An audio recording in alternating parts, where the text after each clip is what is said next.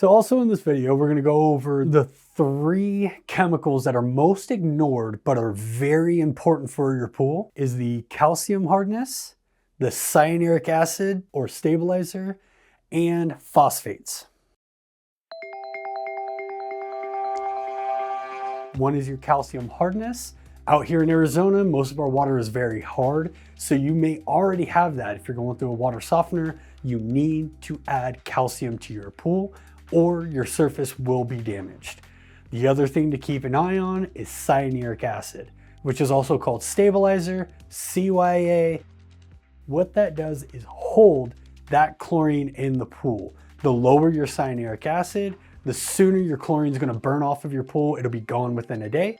The mid-range of CYA, your chlorine holds perfectly to the pool so it can do what it was supposed to do, sanitize your water. If your cyanuric acid gets too high, around the 150 to 300 stage, that's when it's time to drain your pool. Your cyanuric acid here in Arizona is the life of your water. So the lower, the newer, the higher, the older.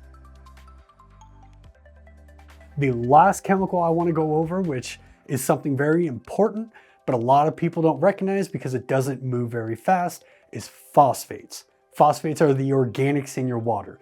These do need to be treated. Filters should be cleaned when treated for, but those organics in the water come from out here in Arizona. We got the leaves, we got the pollen, we got the dust, the wind.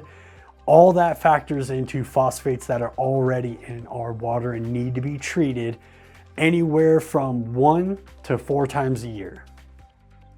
Here at Shasta, we are dedicated to top-notch service to ensure that your pool stays clean and swimmable year-round.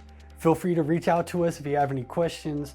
We have many years of knowledge. We love to answer them and we'd love to come out, check out your pool, make sure that we are the best fit for you to take care of your pool.